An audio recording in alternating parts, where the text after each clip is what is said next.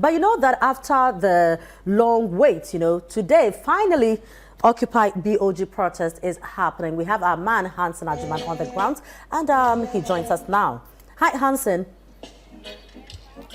Hello, Frema. Hansen.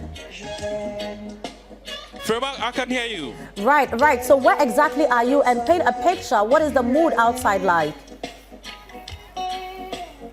Well, it's all preparations here at the Obra spot where the protesters are expected to converge for this Occupy the BOG demonstration. And so a number of protesters clad in red and black attires are here basically to join the minority group in Parliament and groups like Arise Ghana to demand for the resignation of the governor of the Bank of Ghana, Dr. Ernest Addison. Their concern is that Dr. Ernest Addison has mismanaged the Bank of Ghana. They cite issues such as the 60 billion Ghana cedis losses that were recorded in 2022. They cite what they refer to as reckless expenditure by the Bank of Ghana for things like the new Bank of Ghana head office, for some administrative expenses, and they believe that all these have plunged the Bank of Ghana into bankruptcy, and also all these have contributed to the skyrocketing inflation we are experiencing as a country. Now here at the Kwame Nkrumah Circle, of course, a number of protesters are here. The Ghana Police Service is also here, and so inside the amusement park of the Kwame Nkrumah Circle interchange, you see some of these police officers. Now, mind you, yesterday the Ghana Police Service organized a press conference where, through its Director of Public Affairs, they indicated their preparedness to protect protesters and to make sure that there's a peaceful protest today. And so police personnel have been deployed in their numbers today. And because the protest has not begun yet, most of them are seated within the amusement park here at the Kwame Nkrumah Circle. Now again, the protesters themselves are just standing here waiting for their leaders to come, waiting for their numbers and for their leaders to give the go-ahead for them to embark on this protest. The protest is primarily organized by the minority group in Parliament, together with groups such as Arise Ghana. So most of these people are basically here in support of the decision by the minority group led by its leader, Kesel Atufosin, in demand for the resignation of the governor of the Bank of Ghana. Earlier, MPs such as Samuel Okudzeto Ablakwa, as well as James Agalga, Zed Baden, the Madina MP, Francis Xavier Sosu, were all here at the Kwame Nkrumah Circle interchange and been adding their voice to the demand that they've been making, essentially to say that the governor of the Bank of Ghana must go because his superintendent over they described as reckless expenditure. Now we have with us here the Member of Parliament of North Tong. He's been making, what happened to the Bank of Ghana project which you placed some eye on for some time? I mean, unbelievable levels of recklessness, corruption, and total mismanagement. How can a head office project which starts at $81 million, I intercepted documents from the central bank which reveals that they were given PPA approval of $81 million. In less than 8 months, they varied the project to $121 million. And as we speak, that project is worth about $300 million when you add the cost of land, which is another scandal altogether. Land under litigation that they had no business going to really encumber. So we are talking about a governor who has no sense of respect, of discipline, and of good conduct. As we speak, this governor has printed 77 billion cedis without parliamentary approval, violating Section 30 of his own act. The law is clear. You cannot print beyond 5% of the previous year's revenue. He's printed 77 billion. And to think that he prints 77 billion, we don't know what he did with that money, and he still manages to make losses. I mean, can you believe that? Losses of 60.8 billion, negative equity of 55 billion, and in the midst of all of this, he says he wants a new head office. He doesn't like where his office is. And a head office project which can wait. I mean, what is the rush? Look at what responsible leaders do. In the United States of America, they had ordered new presidential jets. Then COVID struck. They deferred it. They deferred the arrangement down the lane to after 5 years. Look at what Australia did. They won the bid to host the Commonwealth Games. When they ran into economic difficulties, they pulled out of the games because they said that, look, they must focus on other priorities. They must create jobs for their youth. They must tackle education. They must tackle healthcare. They didn't think it was important to spend billions of dollars on just 12 days of sporting activities. So that is what sensible, compassionate, sensitive leaders do. So, but what do you say to the explanations that they've come up with, particularly on the printing of money and also on these losses? That it was to help the nation so that we don't face a dire economic situation. And almost 50% of government's DDEP had to be borne by the central bank. Isn't this a reasonable explanation? You may have good intentions, but we will really get to know. We can't get into people's heads. We can't cut your head and get into it. The only way we will know that you have good intentions is if you follow due process, is if you act rightly. If they really had nothing to hide, if there was no sinister motive, why didn't they come for parliamentary approval? If you are going to use the money for a good cause, you are not going to divert it. You are not going to mismanage it. Just come. I mean, what is difficult about coming to parliament? We are all reasonable parliamentarians. We know about the challenges that we face. In 2020, when COVID struck, the House unanimously gave them the green light. So why didn't they do the same in 2021 and in 2022?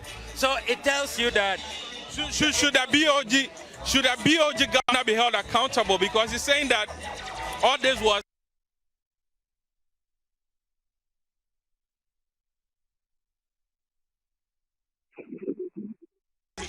the finance minister never informed Parliament, and the governor cannot absolve himself because he knows that he should have made sure that he had prior parliamentary approval. It's prior.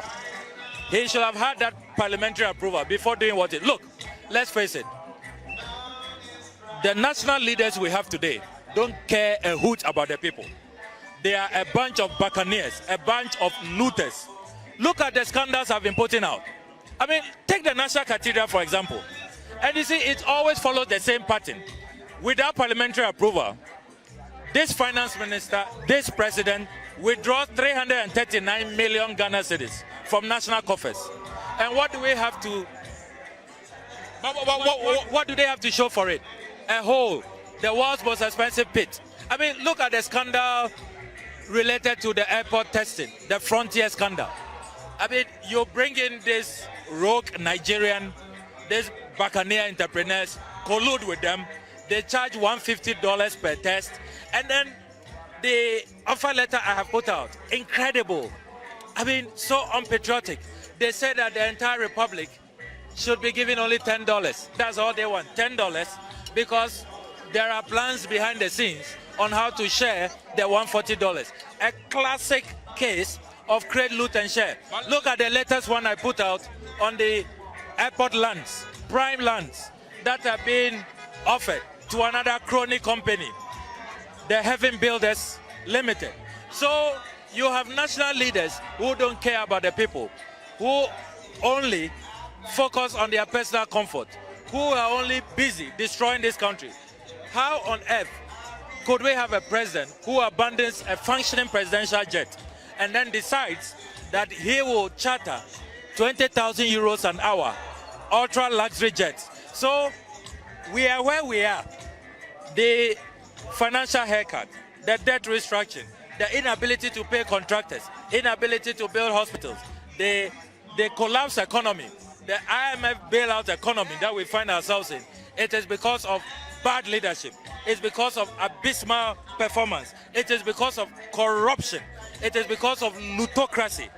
It is because of ineptitude. And that is why today, the Ghanaian people, young people are rising up and saying enough is enough. This governor and his two deputies must go. After they have gone, they must subject themselves to the Office of Special Prosecutor to be investigated and to be prosecuted. Now, let's go back to the issue of the Bank of Ghana.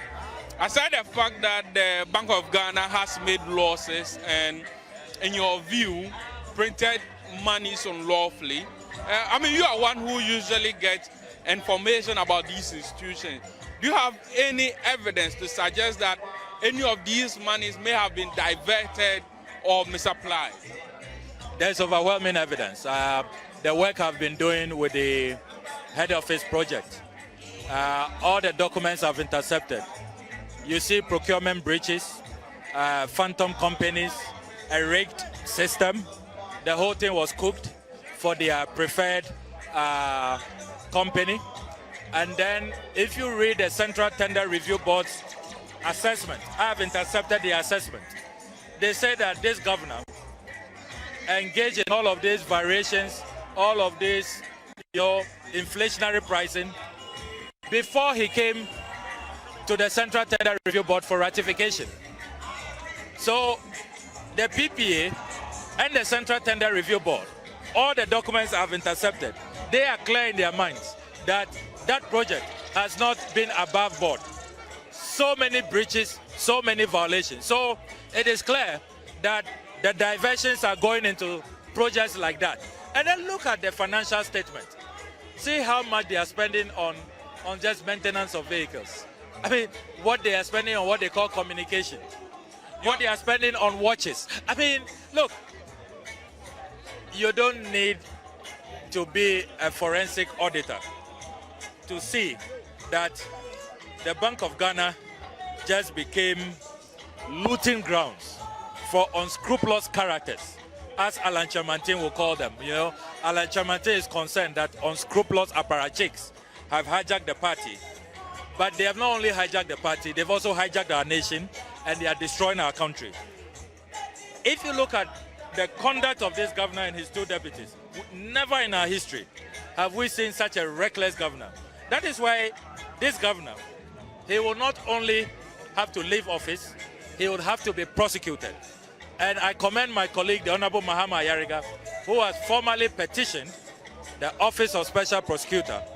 And we expect the OSP to carry out his mandate diligently. He should not treat this matter lightly. Look, this governor has destroyed livelihoods.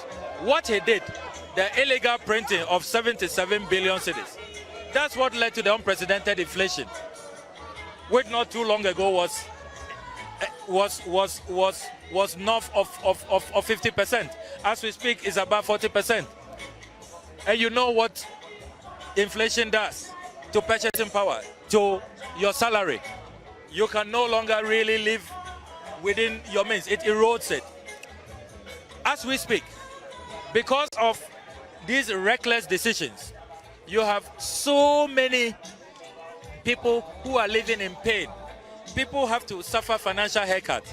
People can't have access to their pensions. As we speak, companies are folding up.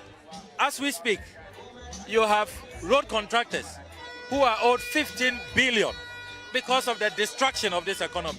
I mean, what else do you need? Look at the frustration.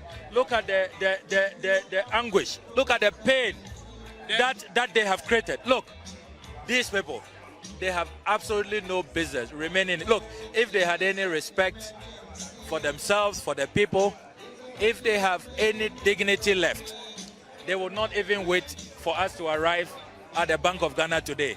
They will be voluntarily resigning. This brings me to my last question. The ultimate aim is for them to resign. Do you think this is feasible, or it will just be one of the many pressures that we've seen mounted on government appointees and will yield nothing? Look, we need to understand the concept of democracy and public service. There's something we call legitimacy. When you lose legitimacy, it's not only when you go into an election and you lose, but when the people, on a daily basis, you saw what happened with Occupy Jolobi. You saw on a daily basis the massing up at the finance ministry by our senior citizens. You hear road contractors. You see the reality that our people are confronted with on a daily basis. They speak to you. They come on your show. They call in. They send text messages on your show. You have a very interactive program. You know, just go around, talk to Ghanaians. So these people have lost legitimacy. The people don't believe that they came to serve them. So if you understand these concepts of leadership, what you do, and that's what we see in other jurisdictions, immediately when leaders fail, President Akufo-Addo has already admitted that he has failed, and he says we should wait for a new leader to send us to the promised land. As soon as you make that admission and you come to that juncture, what you do is that you leave, because you've lost legitimacy. The people no longer have confidence in you. The people don't believe you are serving their interests. So what you do is you leave. So we expect this governor to resign. If he doesn't resign by close of today, this is just the first in the series. We are going to continue to protest and to picket until Ms. Governor Addison the printer gets the hell out of the Bank of Ghana, which he has collapsed. Thank you very much. So that is Northong Member of Parliament Samuel Okudzeto Ablakwa making a point of the minority group forcefully. He's been making the point about how it's important for the governor of the Bank of Ghana to go. We have the Honorable Member of Parliament. How do you see the numbers so far? Well, I think the numbers are very encouraging. Remember that this is a working day.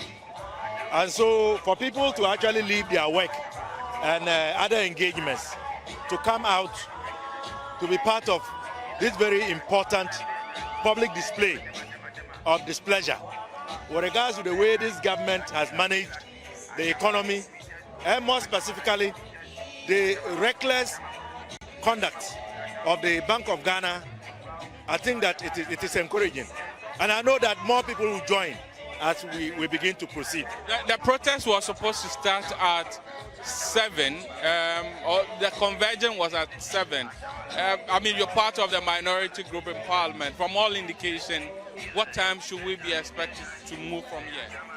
Well, as you know, with these things, you always give time. But it is also important that you let the people congregate, you know, to generate the spirit. Because there is a reason why we have to come together. And so leadership feels that let's give it a bit. Right, so Hanson Agyemang bringing us some action on the grounds. You know, this is the Occupy BOG protest. So as you clearly heard some members of parliament speak. We heard the North Tongue MP, Okudito Ablakwa, they're giving us the inspiration or the motivation for this protest. So as they wait for more people to join in, we'll also continue our discussion right here in the studio. I still have Larry Dogbe here and Elvis right in the studio. So gentlemen, Larry, this is what is happening. Okudito has given a very lengthy speech as to what their motivation is, and they are looking forward to the governor and his deputies, in fact, leave office by close of today. Yeah, that's a tall order, really, if you ask me, because this country, history doesn't reflect that kind of thing, that people out of some of this protest will just hand over their resignation letters and so on and move. And so even when you discover issues of, issues such as this, the mismanagement that had happened, the expenditures, outrageous expenditures that we've spoken about on communication, on traveling, on the, which other one, car maintenance and all those stuff that we've, spoken about here, people don't really just throw in the towel and say that, listen, I have failed and that I want to move on. So as to whether or not Addison and then his deputy are going to throw in the towel by 6 p.m. today, I mean, I will be shocked. I mean, that could just go into the Guinness Book of World Records. But you see, for me, I think the issue goes beyond Addison. Yeah. Okay, it goes beyond Addison, goes and then to the management board that is in place, because he couldn't have taken some of these decisions on his own. Yeah. Obviously, he had a board approval. Okay, he had an approval of the Ministry of Finance. Yeah. Okay, and the president, cabinet. I mean, let's put it that way. And so it's a bigger picture than that. Looking at Addison as an individual and his 2 deputies, okay, it's a much more narrower way of looking at it. It's a bad thing. However, it's novel that he goes into history as the first governor whose tenure witnessed an incident such like this. That, hey, I mean, these expenditures that you can't explain. You are building a headquarters, that figures keep changing. What you presented to PPA or PPA approved of is not what you are implementing now, because then after the PPA, you went before the Central Tender Board at the Ministry of Finance. Okay, Ministry of Finance, take note. Yeah, I get that. Ministry of Finance. Now, so it's been approved. So from 88 to 120-something million dollars.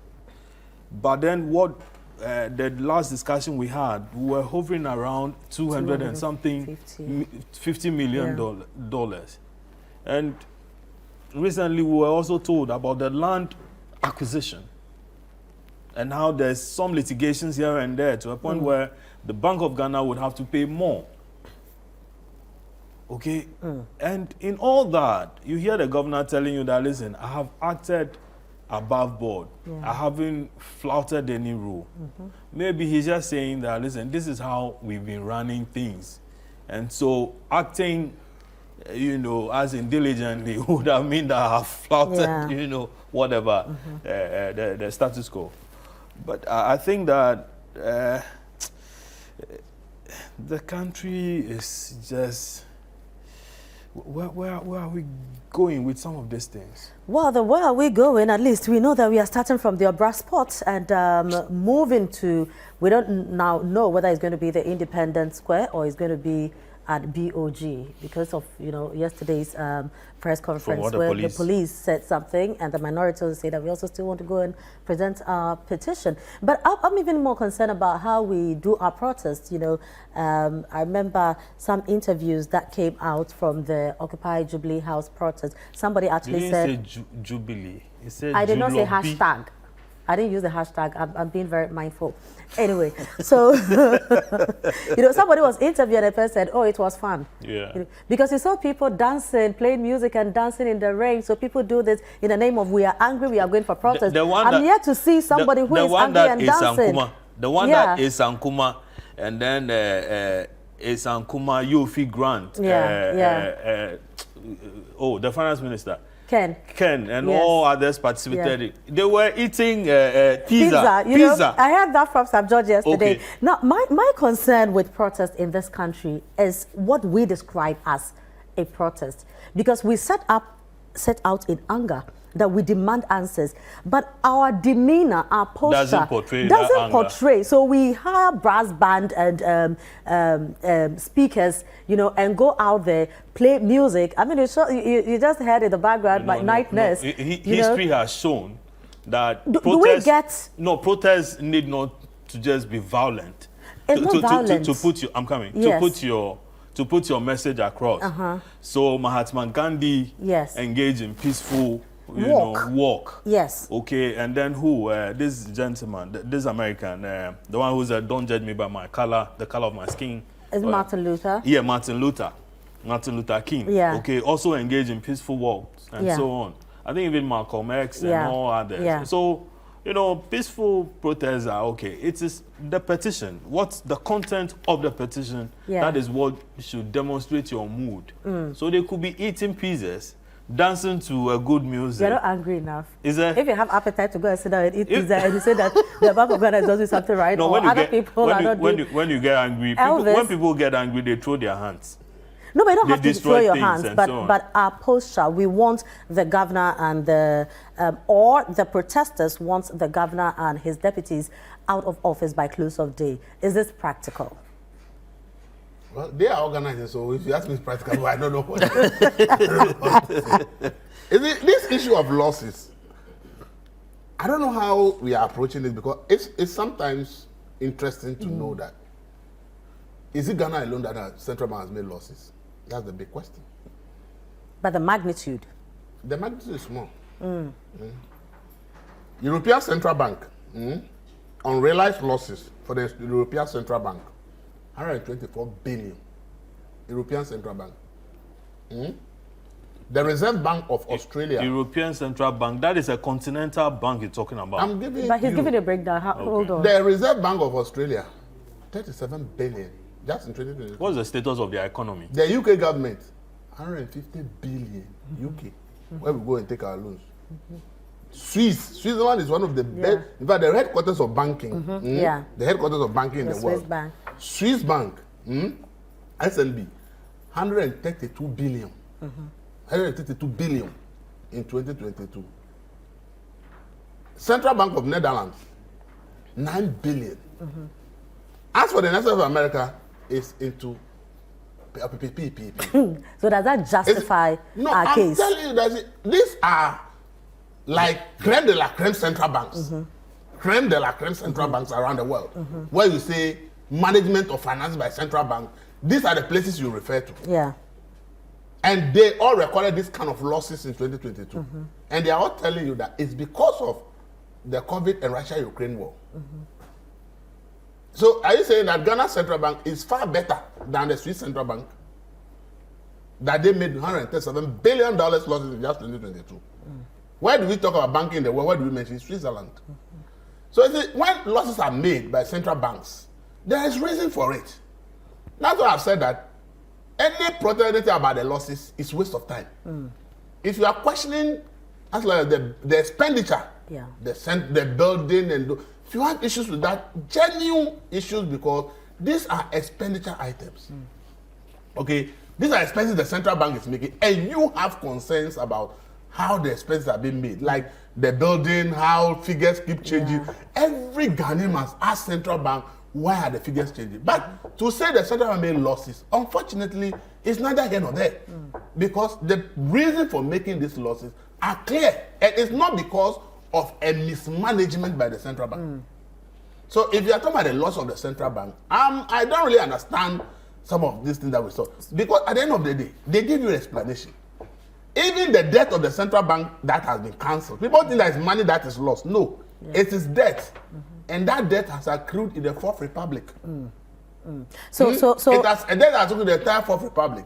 And because of the debt restructuring, the central bank takes a decision that the government's okay. Then let's clean the books of the central bank by cancelling all the debt they owe, so that they start from because we are like resetting the entire economy. If we are resetting the economy, the central bank should not be in debt anymore. So we want to take advantage to be able to clear the debt of the central bank. So would it have been? Should it have ended at, for instance, Mahama Yariga, going to the special prosecutor, or you think that some people want to go to? I'm not sure it's going to serve about the losses. Yeah, he's concerned about the expenditure on the buildings, and that's what I'm saying for the expenditure items. So that's what I'm saying. That should we just look at that? I've always said it. Expenditure is money being spent. These are technical losses. Loans that central bank has given to governments in the Fourth Republic, the various governments were not able to pay, that has piled up. And we are going to the economic crisis, so we are resetting the economy. And the government are resetting the economy. All the debt that the central bank has piled up, therefore let's cancel it and let the central bank. It is not anything. Where the problem is where they want to build a head office building, and now figures have changed. It's evidence that they even went to give contract, and before they went to PPA to get retrospective approval for the contract they have given, and all those ones, if anybody petitions OSP and that this expense of the central bank, we want it to be looked into. I am all for it because it's our money that is being spent. But in terms of the losses that is being trumpeted, it is much ado about nothing because it is not about mismanagement. The actual mismanagement is where you are talking about how they are spending money on the building and other expenses. That is where your money is going. So if you are questioning those things, we all must question that because it's our money being spent. But when losses, debt accrued so many years, and it's just let's cancel the debt, then the central bank, I don't see anything. And as I said, if Swiss Bank, who is the best place to bank in the world, recorded 137 billion loss in 2022, how can you complain that Central Bank of Ghana has made losses? So for me, the losses bit, it's a no issue. So Nekra said nothing will happen. No, it's not about nothing will happen. Somebody has petitioned the special prosecutor. Yeah, so that's one case. To investigate the protest is another issue. No, as for the protest, you see, protest is a democratic right. Yeah. And I can wake up today and say I'm going on protest. Nobody can stop me. You understand it? You talk about how we are relaxed in protest compared to elsewhere. Do you know why? Have you seen a TUC protest that people were eating pizza before? No, because when they are going on the protest, the people who are going on the protest, they all believe that we need a pay increment the government is not giving us, so they are serious. But this one, few people sit somewhere and decide that we think this is must be a protest. And they are the ones who are convinced that there must be a protest. All the people they bash and organize, they don't believe that there must be a protest. But they have to participate in the protest. So they will join the numbers and be laughing. Jubilee House protest. A lady held the placard and said, "Is there to look for a husband?" And I'm like, so somebody said they were there to look for nice girls. Is it the Jubilee that is preventing her from getting a husband? No, so you see, a gathering of more men. But if you see a protest by TUC or labor unions, even the messages tells you that they know what they're about. And everybody in the protest is angry because it is about their well-being, But this kind of protest that are organized by political parties and co, it's some people in the party that think that this issue we have to go on a protest. They organize people. So a lot of people who join the protest in actual fact really are not convinced that there should be a protest. If you ask them why they are there, they say we should come. You ask a lot of the Fourth Republic. There are so many sound bites about people on protest that when you hear, you say, why are you here? He say, they say we should come. Somebody is holding a placard and say, what is written on the placards? He can't even read. The person can't even hold a placard with the message. What is written on the placard? It's okay. You say what? Say, what? I want you to read what's on the placard. So you see, protests organized by a few people and mobilize more people. But when it's a protest where people are angry, as we are saying, people are convinced that this issue ought to be addressed. You realize that such protest is about seriousness. And as I said, for me, the protest about BOG's expenditure, I'm all support of, we must all demand accountability of how our money is spent. But if America, Switzerland, Australia, European Union, all of the central banks that we will say these are the best in the industry, that we look up to, have all made huge losses because of COVID and Russia-Ukraine war. And your central bank actually did not say they made losses in 2020 from operations. No. They actually decided that debt that has accrued for so many years that all governments have issued papers and are not paid, and they are taking it up. because we want to reset the economy, let's cancel. Right. And we need that cancellation also to reduce Right. our debt level so that we can meet the IMF criteria for the bailout. So we took that decision. Right. The 60 billion losses is no issue at all. But in terms of BOG spending money and all the rest, that is where our money is being spent. In fact, the media thing, I went to look at the media budget. But how much has BOG advertised with me? So I want to look at it. Do you know 54% of the money is not about advertisement with the local media? It's about they need to be publishing certain figures on Reuters platform for investors. And 54% of that money actually is paid to Reuters just to publish those information for investors. But we see the figures because we don't read in details to break the. In fact, the actual amount they say came to media advertising was about 10%. They broke it down. Right. But you see, because we want to do a protest, so we have to bundle everything up. But you see, when protests bundle things up, the effect is limited. Right. But if we're able to really successfully put the issues out and focus on it, as the Bank of Ghana expenditure, how did their fuel and car maintenance allowance jump from 60 million to about 120 million? What brought about the difference? Those issues, buying watches, watches for what? Watches. Well, what is this? And we need to question those. Boss is also buying iPhones anyway. So thank you. Another expenditure. But on the boss thing, I just want to say that there's iPhone 15. So the 13 Pro Max. No, but that was purchased last year. It's not new. You can trade it in. So I'm just saying that. Yeah. So see, let's understand that. For me, I don't want anybody to be harmed on the protest. Sure. In fact, if I were the governor, I will let the police allow the leadership, the minority leaders, to come all the way to the central bank and present the petition. You see, sometimes we create unnecessary tension by saying people shouldn't go to certain places.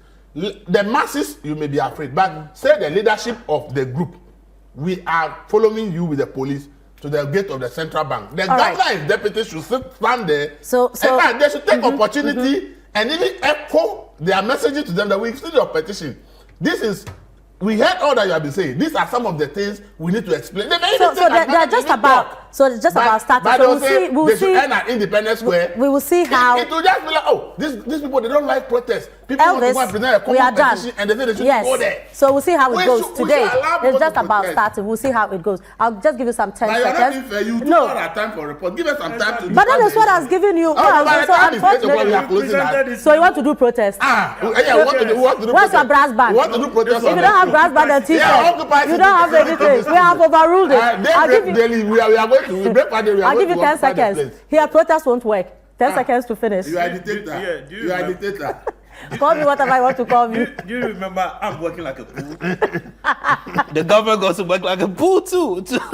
I mean, those are, timeless words of Ezankuma. Okay, and then said also that, Ghanaians are not angry enough. Listen, a lot of the things that this group took part, protesting and so on, we've had worse of it under this regime. Okay? But unfortunately, some of them had gone missing. They've gone under the radar. So at this point, you are comfortable to ask, were they genuine in those protests, or they did it for political expediency? You get what I'm saying? Listen, most of the things that had happened under this government, if a quarter of it had happened under any other regime, Mohammed's regime, for instance, I'm sure this country would have been in flames by now.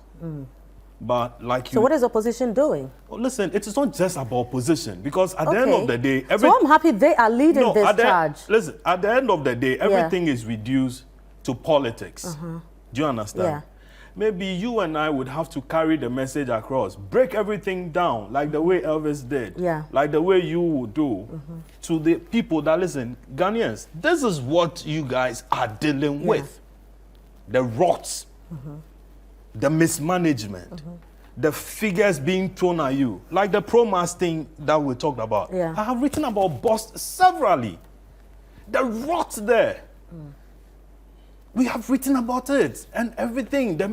At the board level, at Flagstaff House level, at management level and everything. But do you know what my colleague journalists were interested in? They were rather interested in whether or not Larry Dugbe had been sued.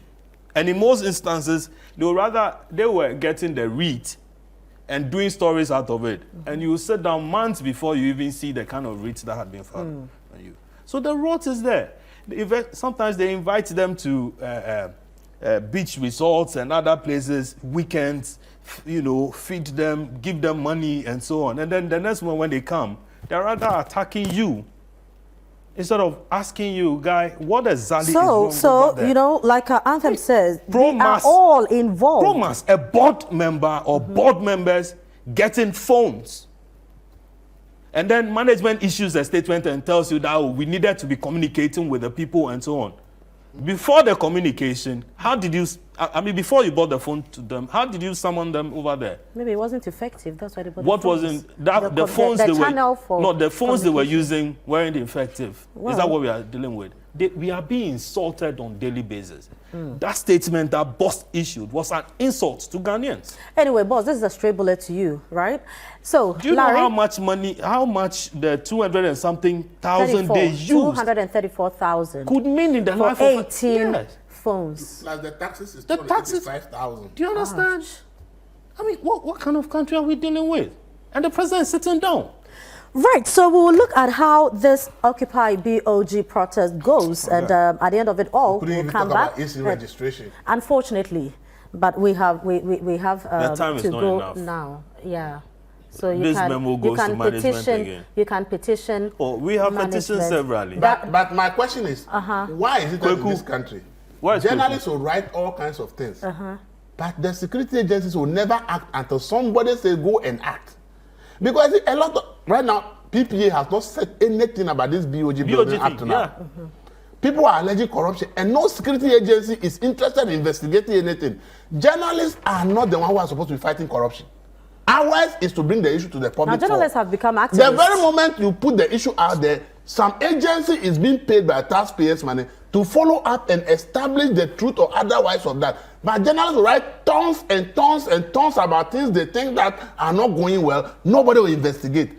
But then somebody will tell us, oh, journalists in Ghana, they are not being effective. Please, journalists are not police, they are not judges. We don't arrest, we don't prosecute. Ours is to write.